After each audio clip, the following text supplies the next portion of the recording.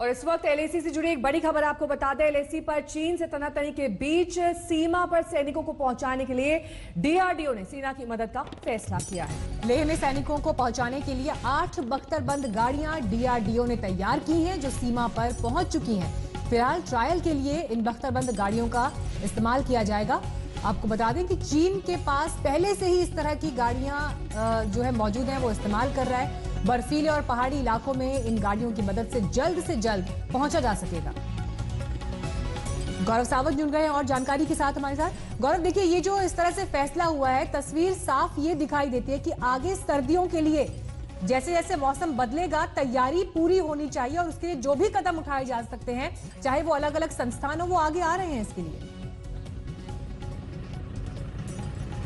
जी हाँ, और इस समय यहाँ पर स्थिति खासा तनावपूर्ण है। हम इस समय उसी हाईवे पर है जहाँ से गाड़ियाँ वास्तविक नियंत्रण रेखा पर जाती हैं और बहुत तेजी से यहाँ से रसद सामग्री और हथियार सेना के लिए पहुंचाए जा रहे हैं। जिन नई गाड़ियों की हम बात कर रहे हैं, armour plated armoured personal vehicle, भारतीय सेना के पास ये टैंक के रूप में, जिसको infantry combat vehicle ICV BMP-2 कहते हैं, वो तो है, लेकिन इन ऊंचाइयों में चीन के पास पहियों वाली 8 पहियों वाली ऐसी गाड़ियां भी हैं जो बहुत तेजी से एक जगह से दूसरी जगह तक आपको सोल्जर्स को पहुंचा सकती है। और इस परिस्थिति में यहाँ पर सेना के लिए भी इस तरह की गाड़ियां लाई जा रही हैं। हालांकि अभी ये ट्रायल स्टेज पर है, तो टाटा कंपनीज के लिए सामने आ रही है, एक अमेरिकन कंपनी है हमवी, उसकी गाड़ियां आ रही हैं, कुछ और निजी कंपनियां हैं, उनकी गाड़ियां आ रही हैं।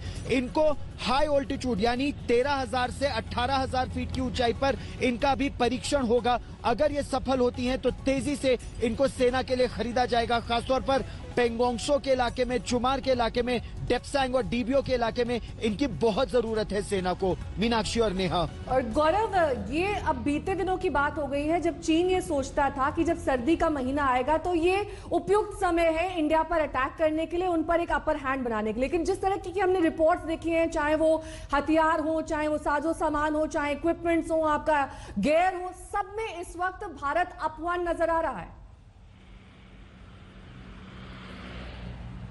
आपने बिल्कुल सही कहा कि खतरा बढ़ता जा रहा है, बरकरार है, और आने वाली सर्दियों में यानी अक्टूबर और नवंबर के महीने में ये खतरा सबसे ज्यादा होगा। आप दोनों को याद होगा कि 1962 में भी जब लड़ाई हुई थी भारत और चीन के बीच में, तो 20 अक्टूबर को चीन ने हमला किया था और ये लड़ाई 1 महीने 20 नवंबर तक चली थी। तो इस बार भी यही खतरा है कि अक्टूबर, नवंबर या दिसंबर के पहले हफ्ते में चीन कुछ करने की साजिश रच सकता है, क्योंकि उस समय यहाँ पर जितने भी बड़े पासेस हैं, चाहे वो जोजिला हो, चाहे खारदुंगला हो, ये सारे पासेस बंद हो जाते हैं, बर्फ पड़ जाती है और चीन को लगता है कि और रसद सामग्री यहाँ नहीं आ पाएगी। लेकिन इस बार, जैसा आपने बिल्कुल सही कहा नेहा, सेना ने तैयारी कर ली है। अभी से ही अगले 6 महीने से 8 महीने तक के लिए गोला बारूद, रसद सामग्री, सिपाही सब यहाँ तैनात कर दिए गए हैं कि अगले 6 से 8 महीने तक हर खतरे का वो सामना कर सके। और वायुसेना, आप यहाँ मेरे पीछे देख भी सकते हैं कितनी तेजी से उनके अलग अलग लड़ाकू विमान यहाँ उड़ान भर रहे हैं, लगातार ये संदेश देने के लिए कि हम अपनी सरहद की सुरक्षा में तत्पर हैं।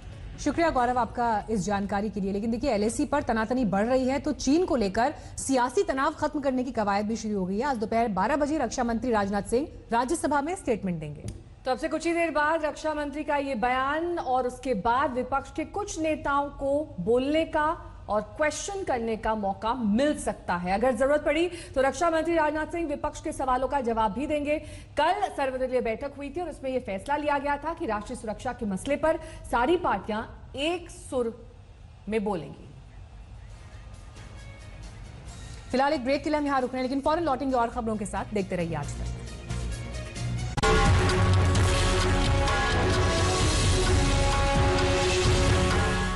नमस्कार, मैं हूं अंजना ओम कश्यप। हमें उम्मीद है ये वीडियो आपको पसंद आया होगा।